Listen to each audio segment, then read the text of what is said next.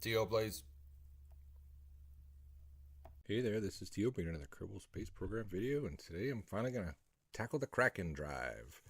So, for those that aren't aware, you can position two docking ports really close to each other, and so long as one of the docking ports has a higher docking force than the other, it's going to create a force on the vehicle that'll actually propel the vehicle in that direction. So, there you see I was just testing the theory because I'd never done it before, and sure enough, all you needed is two docking ports. I think supposedly each of the three sides has the same force, so it doesn't matter if you use the big ones or the little ones.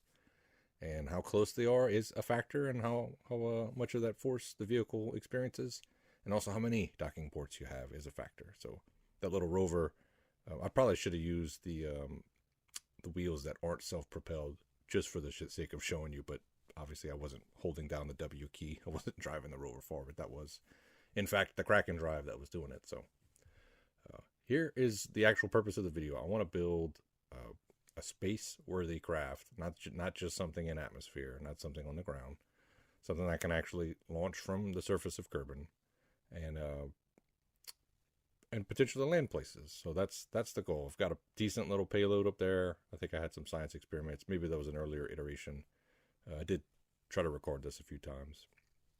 So a significant payload, not nothing. You know, a command module, seats a few Kerbals, some science, stuff like that.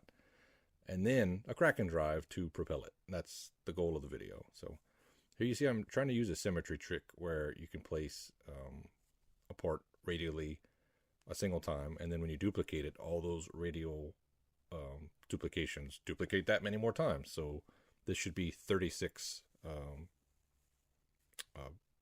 symmetry as opposed to the highest, which I think, what is that, 8 or 10, 12, something like that. It's a lower number. Anyway, so I'm trying to use that symmetry to create 36 docking ports. And there you see there's 36 of them. And I'm going to stack them all nice and neat on top of each other. And then I'm going to do the same thing in the other direction, 36, and then stack them all neatly atop each other. And then I'm going to just set the force for the top ones down to 0 and the bottom ones down up to 200%. And I'll place the cow controller because I was going to experiment with using it to control the piston. And I have some mixed success with that. And you'll see, as the video plays out, what that success looks like. I think there's also another way to use the cow controller to significantly increase the force of the docking ports.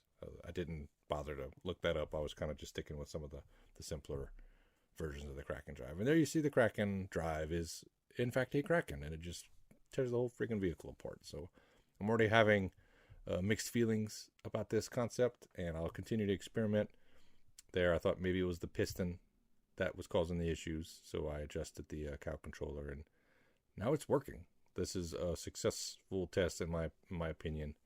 You can see everything because I have the fairing, or whatever it's called, disabled, so you can't see it. And here, a second issue of the whole design: if you get the docking ports too close to each other, then you can't separate them. So the piston was stroking, but the docking ports weren't separating. Definitely a design flaw. So one way to prevent that is to limit the stroke of the piston.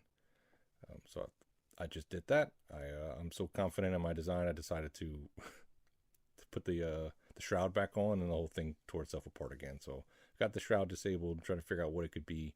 Is it the cow controller? Is it the piston distance? I want the piston to be fully retracted when the vehicle loads on the launch pad. That should prevent the docking ports from detecting each other, and apparently that didn't help. So very iterative process.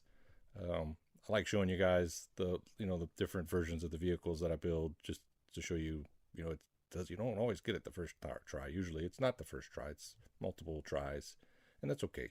I like to save vehicles with different numbers so that you can kind of see the progression of the design, and this one seems to be working.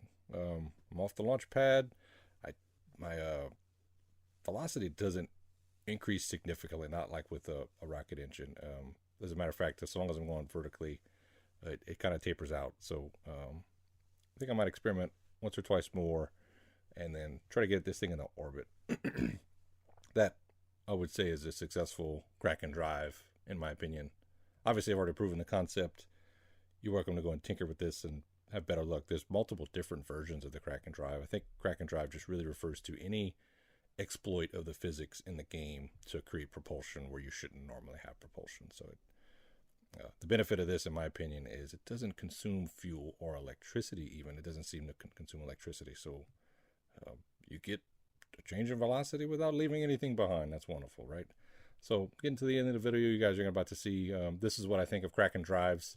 I'm going to go ahead and crash this thing into the mud.